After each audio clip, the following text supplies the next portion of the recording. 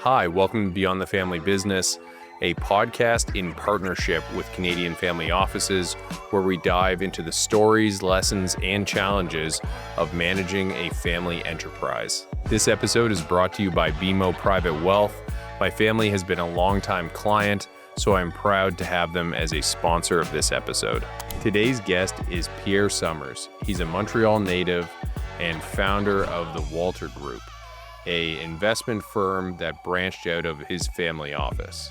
From converting boilers to steam engine locomotives in Germany in the early 1900s, to building tractors and concrete rollers, to relocating to Canada and pivoting into the machine tool industry, and ultimately selling that business to reemerge as an investment group, the Walter Group family story is a tale of reinvention and tenacity.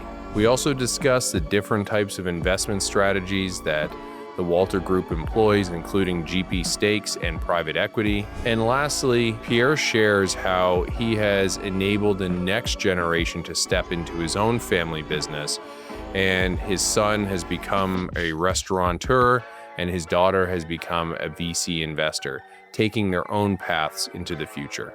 All right, this is Beyond the Family Business podcast. Let's jump into it. I always start off every episode with the same three questions. Who are you? Where are you from? And what do you do? Okay, so I'm Pierre Somers.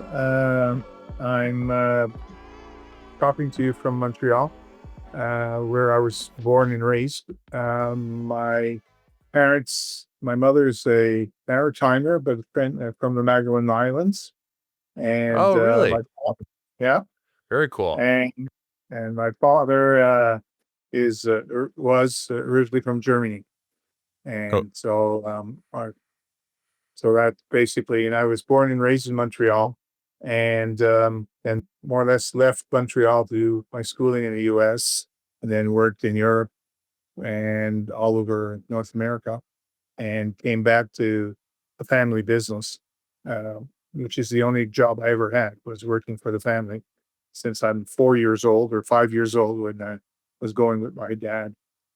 So that's the name of the company, and everything that we have is always usually called Walter, because it was a name, it's a family name, and it's the name of my father. And so And that's what is your role in your position today? I've just been kicked out uh, officially for the fifth time. So retiring for the fifth time. I'm very good at making parties to make retirement, but I don't do so well in retiring. So what do I do today is I am a founder. I'm no longer CEO or chairman. Since November, um, the so maybe I can go a little bit through the history of the family businesses a little Sure. bit, and then the evolution will kick in after. So Exactly. basically, the roots of the family business, the Walter Group, finds itself in Germany, and it was probably started with the financing from my great grandfather, but it was really my grandfather that started the business, and he decided to in Germany. He decided to buy a small boiler maker that made boilers, small boilers, and his idea was to use the boilers to make these things that would be mobile. So he put the boilers on with a small team, very small company, to make steam engines, basically, to work tractors and street rollers to roll the asphalt or the rolls, the streets, and locomotives. And the business part that grew the most and was the most dynamic, and what we're known for, was small rail locomotives. But we also did large rail as well. Uh, I never met my grandfather. My father was the youngest from a second marriage, but he was the only one that was um, going to be the one that would be taking over the business. from the first marriage, there were only two girls, and absolutely that was not thinkable that they would run a business in Germany at that time. We're talking 1890s Wow. to early 1900s. And my grandfather from his second marriage had two sons, and one was my uncle, who was 3 years older than my father, and his interest was medicine and research in medicine. So he went to the best school at the time, university, which was Cambridge in the UK. Uh, and he was about 3 years older than my dad. And when my father was going to go to university, why not go to Cambridge as well? Because his brother was there already. So he did. But my uncle was in, and then the World War II breaks out, and Germany's at war with the UK. And they two brothers from the same mother, same father, sharing the same flat in Cambridge. Um, the military police knocks on the door at night, looks at the papers of my uncle, and he says, "Okay, your papers are good. You're a landed immigrant. You're working in R&D at Cambridge. That's fine." And my father, he was a student, German national, but with a student visa. So they said, "No, you come with us." And "you come with us" meant coming to Canada. So he was deported from the UK uh, to Canada, and By as himself. a yeah. Wow. Well, he was put on boats, and there was a number of these boats where they were cleaning up. So apparently this was quite something, and there's some books written about it. But and that is that these were going to be human shields to protect the convoys that would be coming in through the St. Lawrence and the Maritimes to go to bring military support to England. The U-boats thought this was a kind of funny, and they sunk those boats one after the other. So my father was very lucky not to be on one of those boats that sunk, but one of Wow. those that came through. And he came through and was interned in Quebec City for a little while. He had almost finished his mechanical engineering studies. And, so When you they say intern, do you mean he was put into a camp, or what does Yeah, that mean at the exactly? actually at the Citadel in Quebec City. But and because he was mechanically inclined, and he was basically a mechanical engineer, they put him as an apprentice plumber to the Citadel for the maintenance. They saw he wasn't very dangerous a few months, and he went to work for Dominion Engineering in Montreal, uh, working in power generation, and on the Seaway was his main job Oh, for wow. the planning of the Seaway. So that's that. And then he lived there and worked as an engineer. And then he saw that when the war was over, he saw that basically um, Canada and certainly Montreal, we were not at the as advanced on the mechanical side as the Germans were. So he saw the opportunities and started importing some. So in 1952, he started importing some tools and things that he knew about into Canada. At the same time, him and his brother and sisters recuperated the ownership of some of the factories that were left over from Germany. It was significant business that was there originally, but there was only a very small part that was in West Germany. The rest was in East Germany, Poland, Czech Republic, Romania, and different, mostly towards the east. So, but my, they recuperated some, and they did something else. And I worked there actually as a mechanical engineer for a year or two. Actually, some summer vacations and a year after. So I really have no memory really of making a conscious decision of joining the company. Hmm. Because when I was very, very young on Saturday, my father I would go and get the mail with him, and then I'd open the mail and whatever on the Saturday mornings. And basically, I just went and I became cat engineer as well. And just Very cool. gravitated into the business. So And loved before, it. But I have no conscious recollection of doing this. right, of ever That's, making that decision. So yeah, before we jump into your story, I'd love to just pick a little bit more of your dad's story. Um, yeah, so he moved to Canada or was yeah, deported to Canada. He yeah, was alone yeah, and sort of had to find his own way. yeah, He eventually started this tool business. And yeah. can you speak a bit more about that tool business in Canada? What did it evolve to over time? Well, it's still the business still is not only existing but is thriving. But he started it in Montreal. It was called J. Walter Company Limited originally, and through different uh, pivots, it's today called Walter Surface Technologies. And So my father started it by, I think, by telegrams and mail to write letters and get some of the products to come. And eventually, and he was running it from the basement of the family home. And eventually, my mother kicked him out because there was just too much going on there. So he rented a small place and then, started selling the products in Montreal and then the rest of Canada, and even some of them, the clients were in the U.S. as well. And the locomotive factory it was not restarted, but made machinery, so it was called Walter Machining. It's still now they've changed it because we sold it. It's called Waltech. We changed one letter, and it's going very very well. Probably number two in the world in glass machinery. Um, and we sold Wow. this to the employees as a management buyout in 2000. They want me to Wow. buy it back now, but no, no.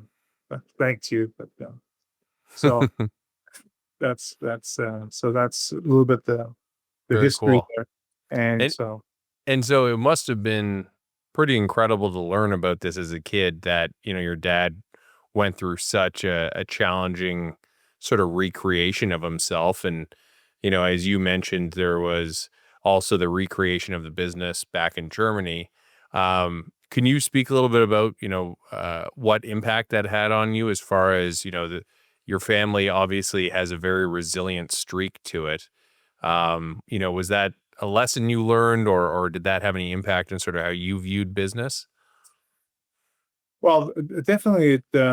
We uh, all through growing up, we would go very, you know, we would go back to Europe because we had business there. My father would bring me along with my sisters, and he'd make a holiday and working part, and he would go occasionally on his own, of course. Um, but he kept the two businesses apart, and one was machinery for the glass industry, and one was tools for the industrial field. So there were some connections. Uh, we produced in Germany some saws because we were cutting metal. That was our clients here. Um, but at a certain point, it was to basically um, really they were basically kept separate. The two entities, and the ownership was separate as well because it was the sisters from my uncle and my dad on one side, and the other one was just my dad. So it was not. It was never really put together. I looked at trying to do that, and I also said no, and eventually sold it because we just had too much going on Hmm, hmm. on the surface technology side. Okay, very cool. And how did you get involved in the family business? You said you can't remember the moment when you decided, but when did you actually start working in the family business, so to speak? Officially, I graduated from university in 1976, and I started uh, almost 2 years to work for Walter, but in Europe. So I lived and worked in Germany for about 2 years, uh, and then I came back to Montreal at the beginning a little bit, and then my job was primarily to expand the business and basically retired the original team that my father had built, because, from 1952 to 1978, 79, there's 25 plus years there, uh, Hmm. of the founding team, which became my specialty. I became very, very good at retiring people, and pivoting the business to more modern things as well. They had their ideas and would do it, so on. So that's basically Right. what I started doing. But first, I had to pivot the team out. Then I then I had to see what was the best things. Put some people in business on their own. We had a service facility in Dartmouth, and we put the guy in Dartmouth on his own business, and I had one in Toronto and Vancouver and London, Ontario, and basically my father's basic business was mostly Canada. Uh, Right. what what I did was basically expanded the business to the U.S. That was a natural thing, and then I had operations in 9 countries when I finished, Wow. with sales offices and partnerships in the other countries. Wow. That And I mean, that sounds like big, but it's all real niches. It's so yeah, yeah. No, but very, very cool. So you took put your own spin on the family business as well, taking it into sort of new markets, et cetera. yeah, different different times, different ideas. Yeah, very cool. And then you eventually sold that business. Yeah. Well, what happened is we quite early. We've had family meetings, structured family meetings, because I saw and lived through the issues my father had with his siblings when they were right, and I was raised separately a little bit than my two sisters. I have no brothers. I have just two sisters, and they um are not business minded, really. Sure. The one is an artist, the other one was a lawyer, and so didn't like risk at all, and so we realized quite early that, and we saw what my parents' generation was doing. So when it came to tearing my generation and my children's, we started having structured family offices where I was not the boss. Okay. Very cool. So as we kept having them on a regular basis. And at one point, my children said that, Dad, you're doing a great job. Keep on doing that. We love what you're doing and we think you're doing great. But we want to be in business, but we don't want to be in that business. So my daughter, who studied in finance, she has a master's in finance, and she says, I like to do VC, venture capital. Now, listen, that's what she's doing. Mhm. And my son, and so what we did is there was no interest, so we sold the business. So in 2018, we sold it to a private equity. So we went through a process. We had 30, more than 30 companies wanted to buy us. It was very good business. We sold it for a very good price, we think, and we recuperated. But at the time already, the family office was existing, and we were able to bring in the funds that from the sale and Right. redeploy them. But we've had to get more serious about it. Was that a difficult emotional moment for you, having the family business that your dad built and selling it off? I know from my own experience where my dad sold, Clearwater a number of years ago, it was definitely a very emotional decision for our family. What was that like for you? Mm, yeah, of course, but I I was very, very careful on how we sold it, and we did not sell it. Uh, we were very, very prepared. I even had the due deal done prior to the sale Mm, for the acquirer. My management team remained in place. I had a new CEO in place for it. We had a 5-year plan. And now it's 7 years, and they're still executing on the plan. They've of course kept going, and it's done very, very well. So I still feel very, very good. I don't have much contacts. I get Christmas cards, and occasionally I need some tools for my farm, so I know where to go. But basically, I'm not involved in the business. Although we retained still a small piece for just to symbolically not make the people think that I was abandoning them or the family was abandoning them. But I Sure. picture my father still in the lobby at the office, but Sure. so yeah, so Wow. that's So how I. it's fair to say you sold it on your own terms and were very at peace with the decision and the process, which is great to hear. Mhm. Um, and then can you speak a bit about your newer business and sort of the Walter investment group and how that has evolved and or how it was started originally and how it's evolved?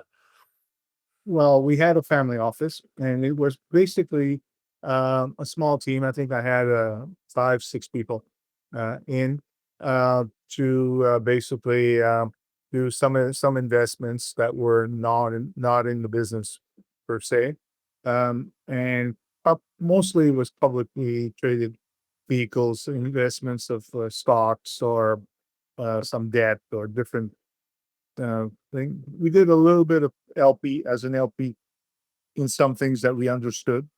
Some were good, some were not, but it was learning.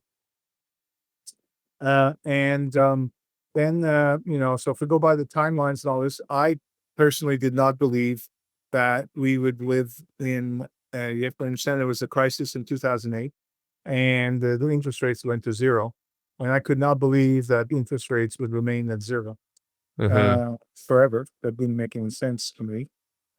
So um, and I have an inkling that probably we would be um, selling the business at that time, even if we had not made the formal decision. So we started what was a private equity business inside. So in 2014, we started Walker. So it's 11 years now.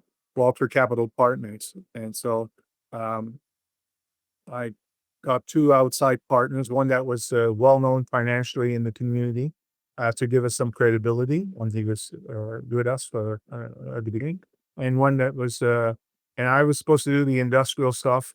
The one that was on the financial side, he had a background of pharmaceutical and health and wellness, so he was going to do that. And then we had a younger one that who's still with us, and he would do the rest.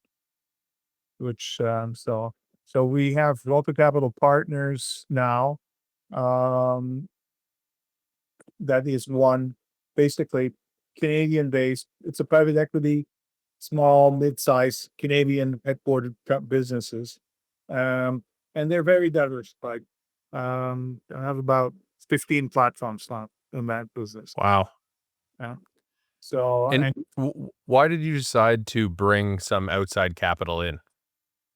To get the talent. See, I'm a bit of a perfectionist, and if I was there are funds, just the family funds internally, it would I could see it that we would not be able to um, attract the talent and let it and make it grow and all this if we didn't take some outside uh, investors. And I was getting lots of requests because, socially people were looking, hey, you're doing a pretty good job and you have some pretty, so, but it's relatively recent because we only started taking outside capital in 2019, just before COVID. Oh wow. Uh, Okay. yeah. So, um, and so in last November in 2024, November 12th, we announced that we were going to separate the family office from the investment office. So before COVID, we were 12 people. Hmm. Today, we are 65. Wow. And, and Incredible. we will be. and we should have about as much outside capital as our own by the year end. Oh, We're going wow. to go with commitments. We're already over that. Congratulations. That's Yeah. amazing. And how did, I mean, it's incredible. Like, one of the tropes you hear is a person who is an entrepreneur in one business sells the business, tries to get into investment, and then, you know, doesn't really know what they're doing, but they think they know what they're doing because they were successful in this completely other avenue.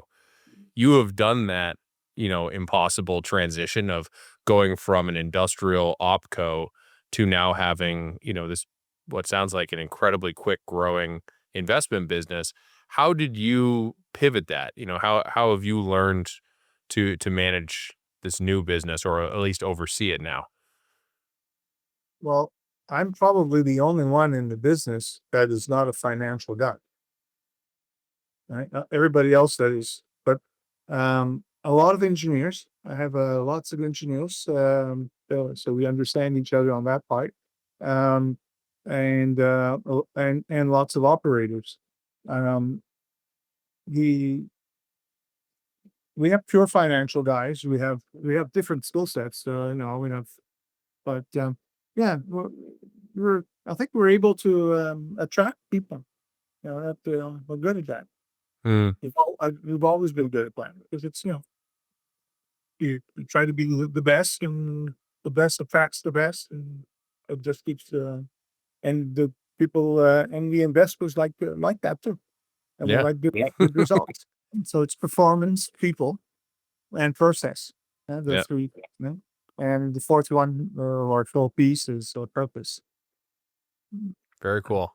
And what are the other types of investment strategies you have? So you have private equity.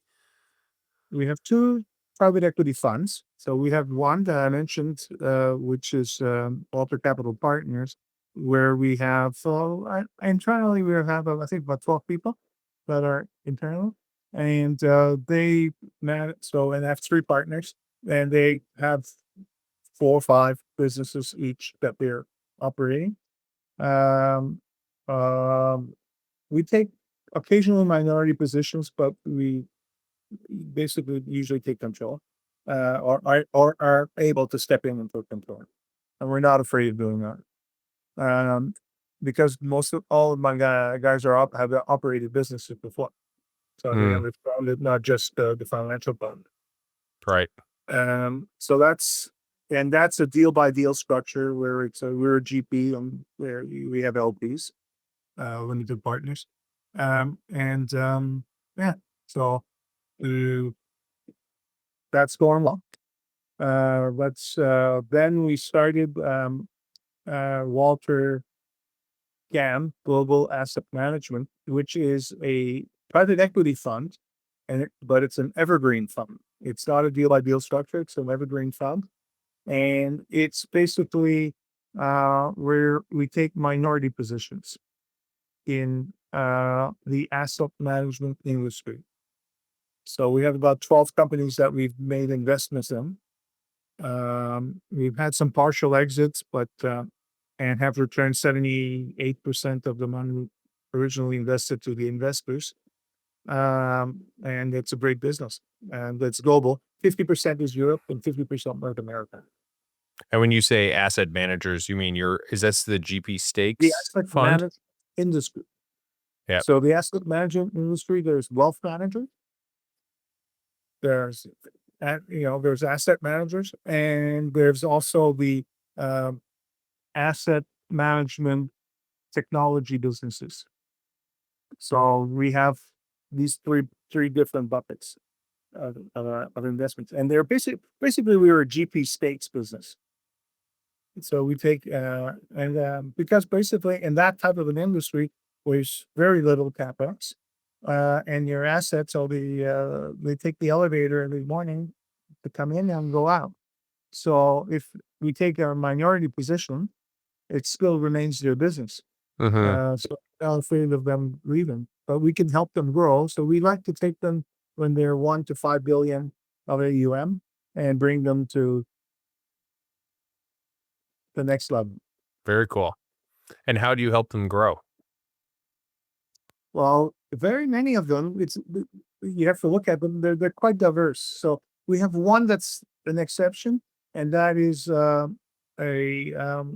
it's the largest fund for agriculture in Canada, which is called Bondfield, Hmm.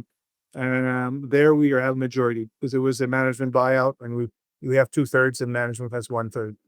That's going well because, we have a good team, we have a good product. And when I say yes, I say very humble. We are the largest. Okay, it's the most fragmented business I've ever seen was agricultural land. I don't think we have 1% of the market, Hmm. and we're the largest, right? So there's a runway for a very very long time. Sure. Oh, very cool.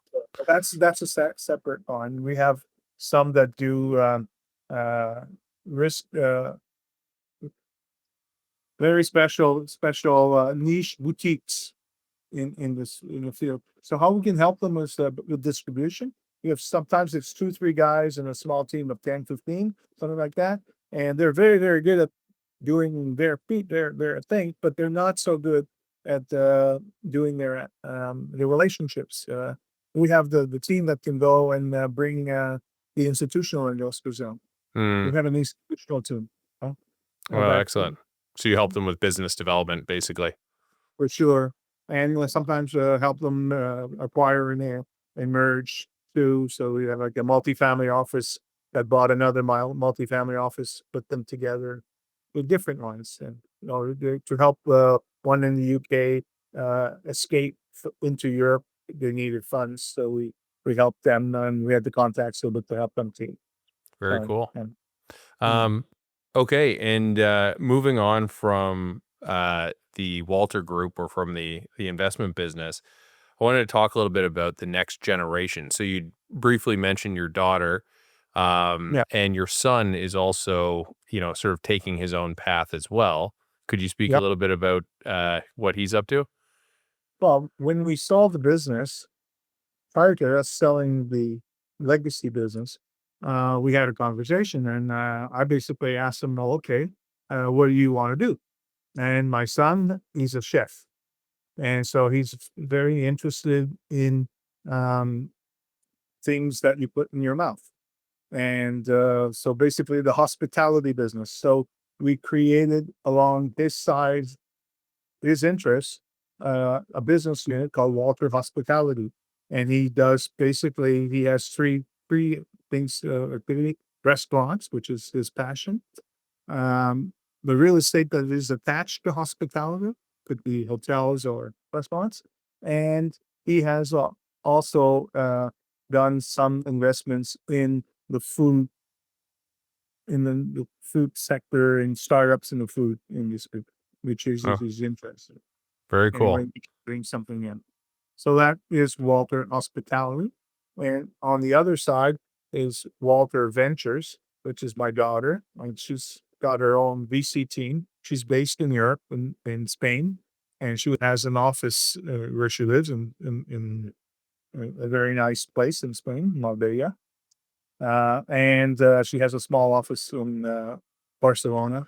And she just opened in Munich, in Germany, and she's looking at either London. It's not so easy now because of Brexit. So maybe Paris. So she's looking at putting it forward late.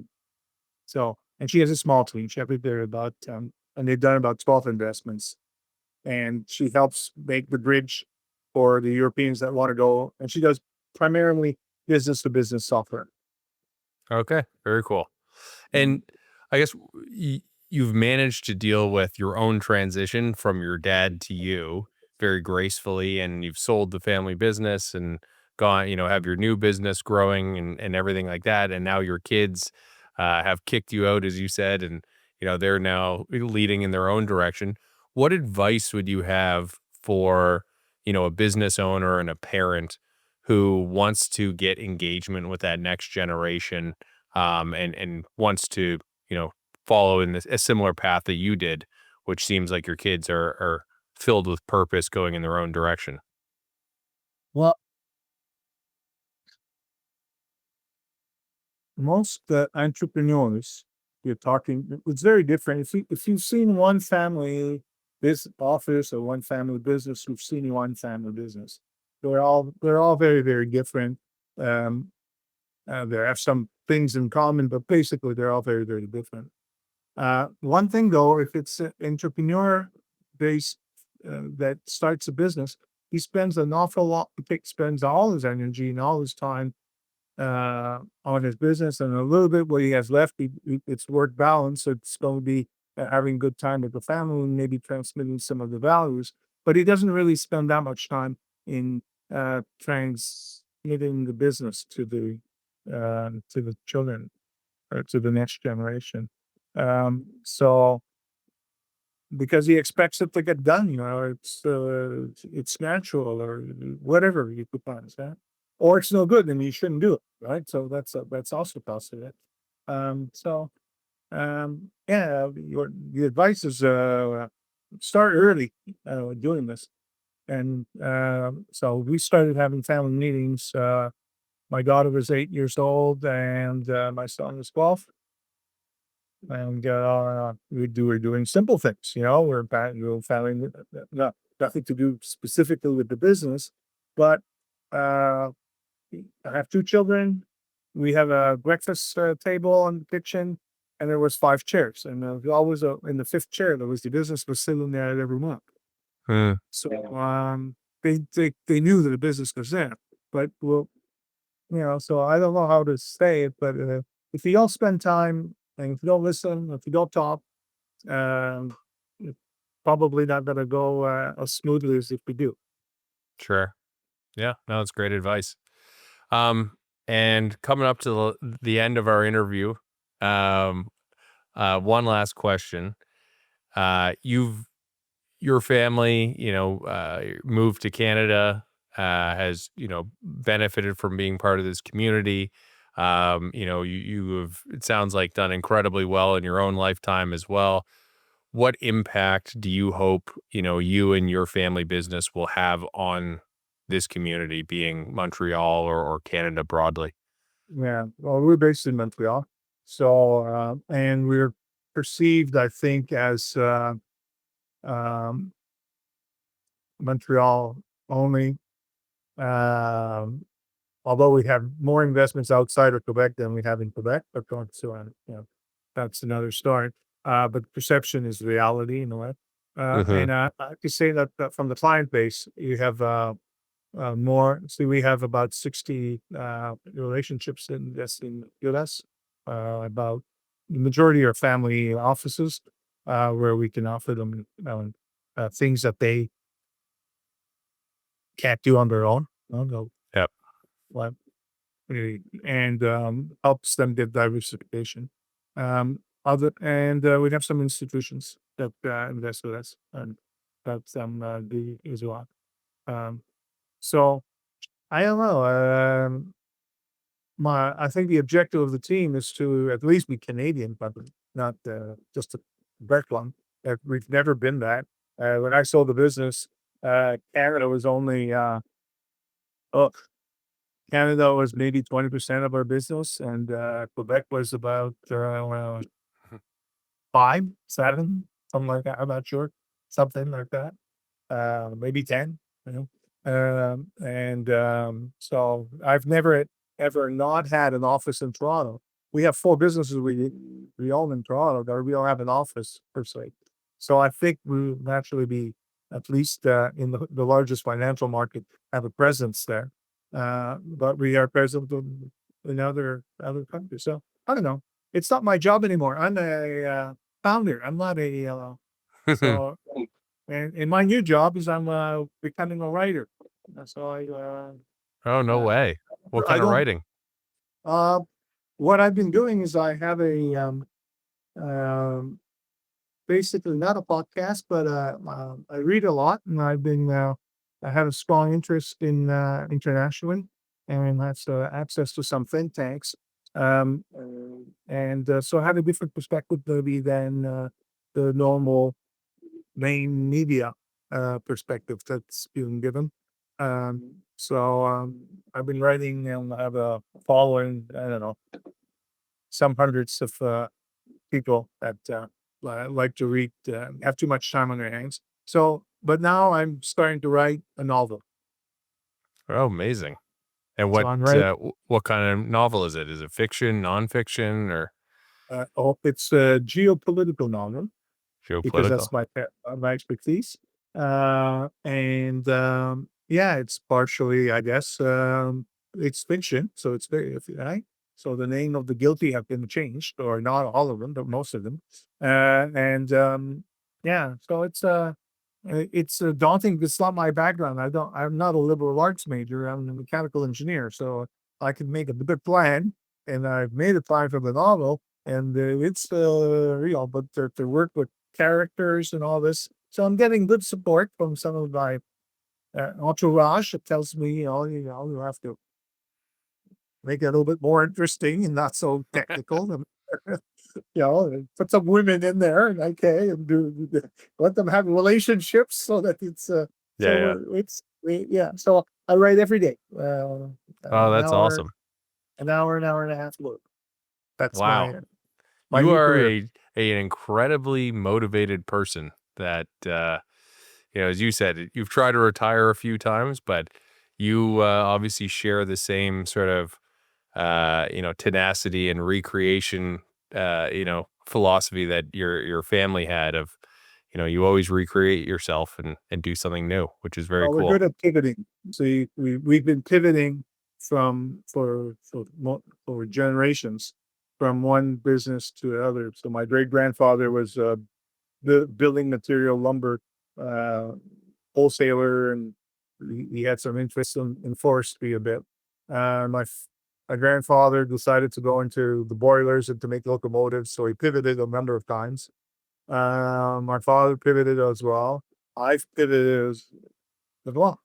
So, Yeah, and I think my children are comfortable globally and are able to do that too. that's very cool. Great, Mhm. great point to leave it on. So, thank you Okay. so much for your time, sir. I really appreciate it. It was very fascinating. Thank you. And anytime you're coming to Montreal, let me know. Yeah, no, would love to. Thank you so much for watching. This is Beyond the Family Business podcast. Please like and subscribe. All right, talk to you soon.